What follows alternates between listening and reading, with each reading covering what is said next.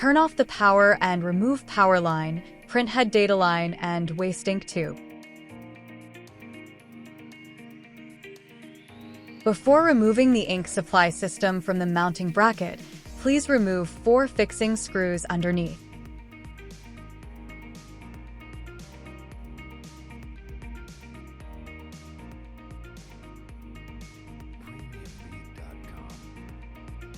Remove 2 M6X1.0P hexagonal screws of 75 mm length. Take the ink supply system to the location where it is prepared for repair.